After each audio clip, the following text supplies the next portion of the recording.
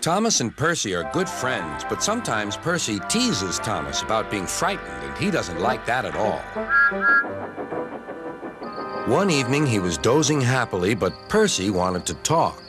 "Wake up, Thomas. Are you dreaming about the time you thought I was a ghost?" "Certainly not. Anyway, I was only pretending to be scared. I knew it was you, really." Percy went on teasing him. "I hope the guard leaves the light on for you tonight."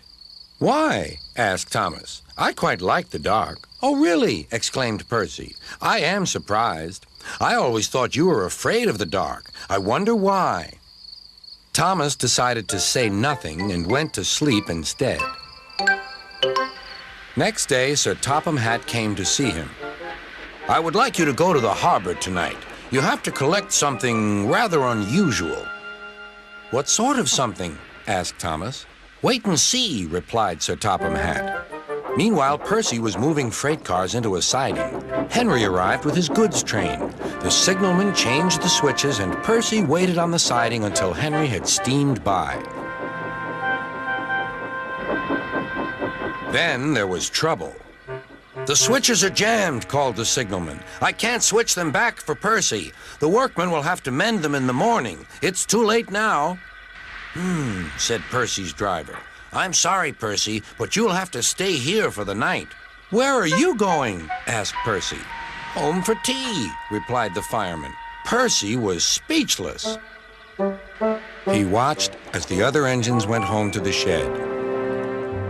Nighttime came, and Percy began to feel very lonely. "Oh, dear," he murmured. "It's very dark." Oh, what's that?" It was only an owl, but Percy didn't realize this. "Oh, I wish Thomas were here too," he sighed. Thomas was waiting for his mysterious load at the harbor. Suddenly, there it was. "Cinders and ashes," cried Thomas. "It's a dragon." "Don't worry," laughed his driver. "This dragon is made of paper. It's for the carnival tomorrow." Workmen lifted the dragon onto Thomas's low loader and put lights all round it for protection. Then Thomas set off into the misty night.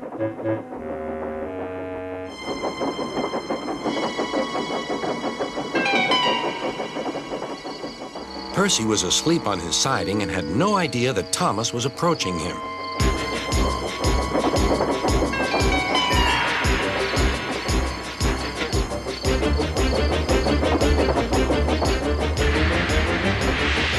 Percy woke up with a start.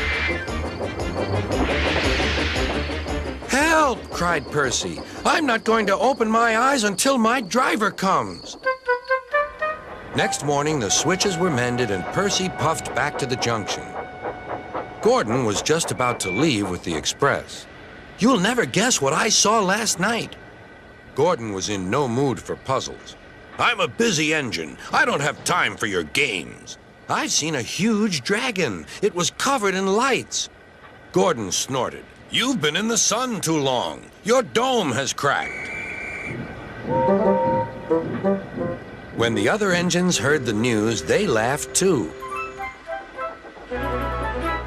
"Look out, Percy," chuckled James, "or the dragon may gobble you up." "No one believes me," huffed Percy. Maybe I did imagine the dragon after all. But Percy soon found out that he hadn't. "Help! Save me!" cried Percy. "It's all right," whistled Thomas, and he explained about the carnival. "By the way, how was your night out?" Percy decided to tell Thomas the truth. "Well, Percy," said Thomas, "maybe we do get scared sometimes, but if we're not afraid to tell each other, then that means we're quite brave, too." I was trying to beat the cakes, but I ain't beat that cake.